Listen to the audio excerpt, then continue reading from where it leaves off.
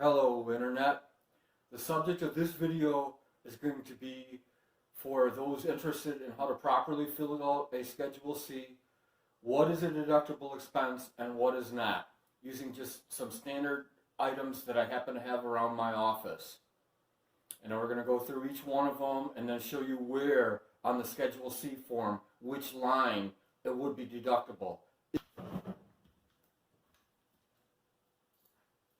Okay, here is a point that us people running an office run into a lot. We go through a lot of printer toner, and printer toner is expensive. It's more expensive than the printer. Now you're going to take a guess. This has got to be deductible, and you're right, it is. And arguably, if you put it under, my first choice would be line 22, supplies. But it also arguably could fit in line 18, just plain old office expense. And it even could fit in line 21, repairs and maintenance, more likely maintenance. But I put these under line 22, usually supplies, and I do a lot of this. This is worth keeping track of. This little devil right here was about $40, and I go through about 10 a year. I don't know, maybe 20, I'm not sure. But it's deductible. You've got your choice of places you put it. If you accidentally put it in 18, the IRS would probably not hassle you. They just want to know what it was. If you put it in in 21, I doubt they'd hassle you. I doubt they'd care. Different accountants and CPAs may disagree over where to put it. Give the accountant information and say, I think this belongs in 22. And if he sees it and knows what the expense is on an Excel spreadsheet, he easily shifts it around to where he thinks it goes because he knows what the IRS is looking for and what they're not. That's all the more advantage to you and to him. You saved him time, you saved him trouble, you at least set up the Schedule C in advance of giving your information to him or her. You at least know what goes in a Schedule C and can make your CPA's job easier. I've been saying him, but him or her.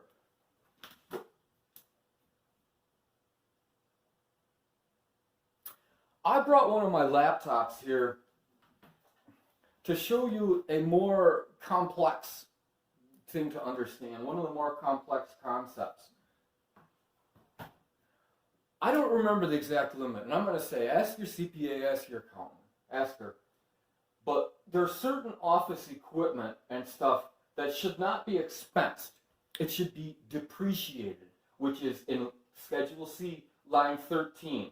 And I don't remember if these go over the limit or not. It might be around $900, it might be $1,100. I can't remember.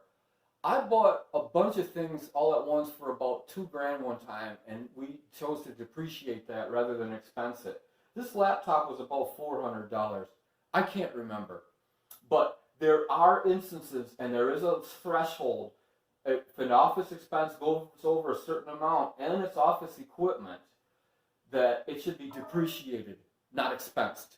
And the difference is hard to briefly explain. But how to characterize an asset that is an asset of the business that it should be depreciated versus something that should be expensed, please ask your CPA or accountant.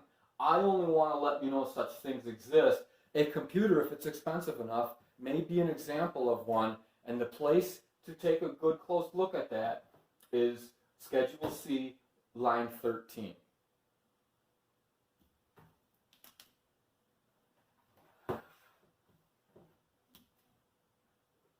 Now we're going to talk again medical expenses. I use oxygen sometimes. I have cans of oxygen because I exercise and work out a lot, but also sometimes when I'm dragging a little bit and I don't want to do more caffeine. Caffeine's already done enough harm. And too much caffeine is bad for the kidneys. It makes you have to go to the bathroom more often, causes the heart to beat at a faster rate, and also develops kind of an addiction. So what I'll do sometimes is I'll breathe oxygen and get a little bit of oxygen flow to the brain. That is what caffeine eventually promotes without the caffeine. Now, would this be an office expense? No, I don't think so. I don't think it qualifies as line 18 expense, office expense. 2, could it be potentially deductible as a medical expense? Questionable, doubtful. This was not prescribed by a doctor. These are available on Amazon, and each canister might be $8. It does make a difference. I can feel it. And it increases my alertness and awakeness level when I'm dragging and kind of fuzzing out a little bit. And it has a benefit. I actually recommend it. But is it really worth, first of all, would it be worth deducting a $9 expense and going through all the hassle of figuring it out? Probably not. But just to illustrate how Schedule C works, I bring this up. Schedule C does not have any place to put medical expenses, and there's a good reason for that. Medical expenses are more likely to be for people who itemize on their tax return, which is a totally separate area of tax law, unrelated to Schedule C. And number two, even if you do itemize, there's some question in my mind as to whether this would be an authentic, legitimate expense. Along with the fact that at $9, it's not even going to make any difference anyway, unless you go through a heck of a lot of them. And the IRS looks for abuse of large purchases of small items and overstating how much oxygen you need. And they have ways of knowing when people are abusing the medical expense deduction. So in the answer, I happen to have one of these around, and I thought it's a good opportunity to give a little more explanation to medical expense deductions and how that works. First of all, it has nothing to do with Schedule C, but second of all, be careful, and the answer is probably going to be no. But no matter what I want you to remember is this Schedule C, office expenses and income related to your small business, especially cell phone small businesses, solo proprietorships, medical expenses are a whole separate deal. Don't try to integrate those into your Schedule C.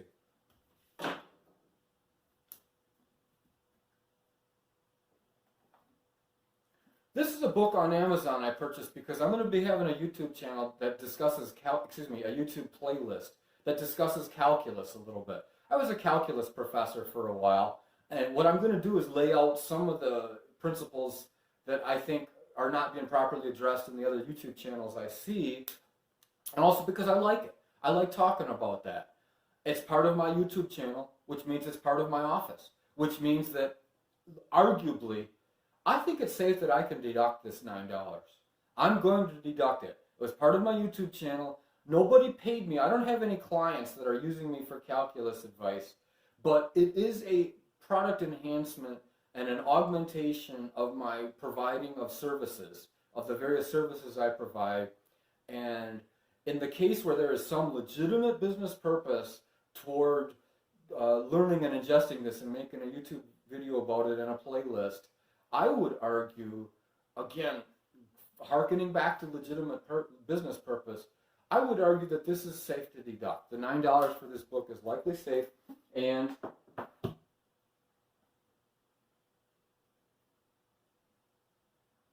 I would have to say is most appropriately suited for Schedule C, line 18, office expenses.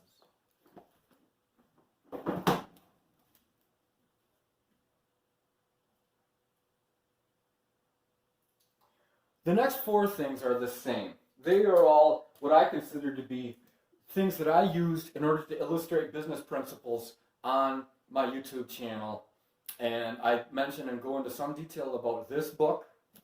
I mention and go into some detail about this movie, The Social Network, Jesse Eisenberg, Academy Award nominee 2010.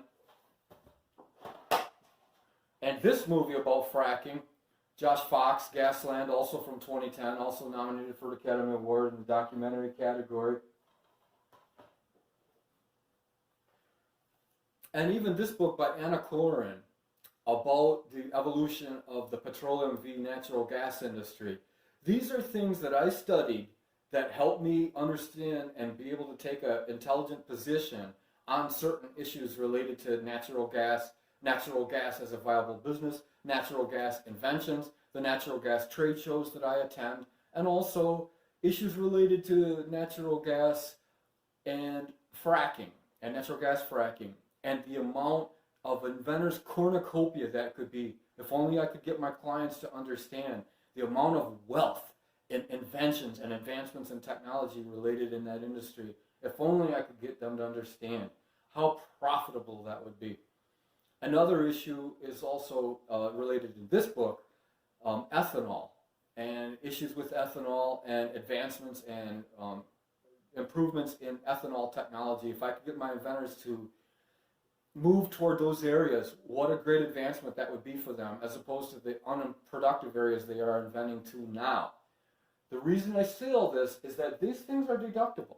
These are deductible expenses because I use them to help educate my inventors. This book by Gregory Zuckerman, interestingly, this movie is largely about Mark Zuckerman.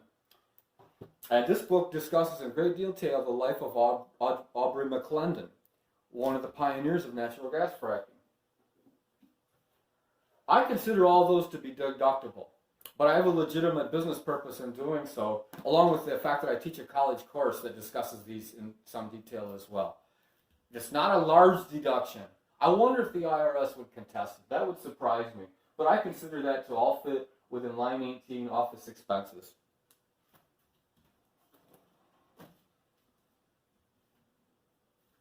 Okay, this is a piece of office equipment. It's a Bluetooth speaker. This was about $30 or $26, something like that. And it works pretty well, and it's got a pretty nice kick to it, pretty nice sound. I use it in my office, partly to broadcast recordings of things that I'm interested in hearing and listening to a number of things that I like. For example, C-SPAN, but also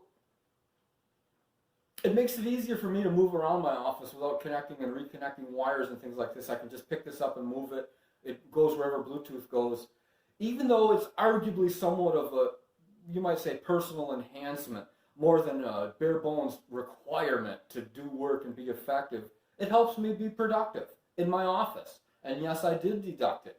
And it was about $26, and I deducted it, and it went through. And where I took that was office expense line 18. It really wouldn't fit in supplies, and it certainly wouldn't fit in a depreciation line 13.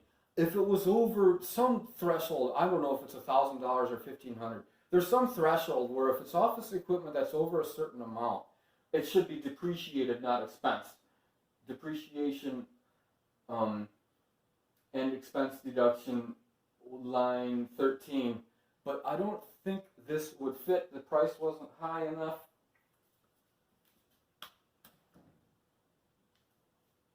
And the last thing is personal items like this. This is a pair of socks. I just happen to have these around.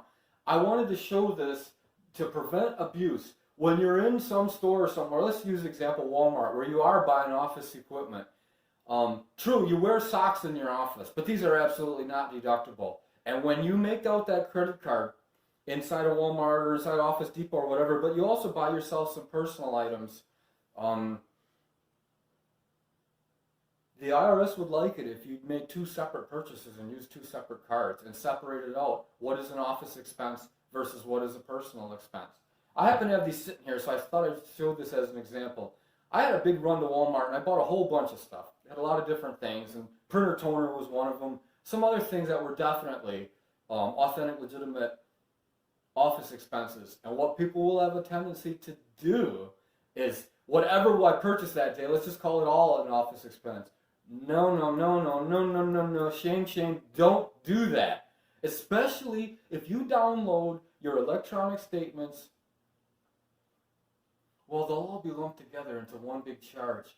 Yeah, the problem is, even for those that download their electronic statements and are faithful and loyal, one of the problems is they won't see that they accidentally lumped in a pair of socks as an office expense. That's another good reason to make a good impression on the IRS in case you do get audited. If you separate out your office purchases from your personal purchases and use two separate cards for that, it could potentially help you later.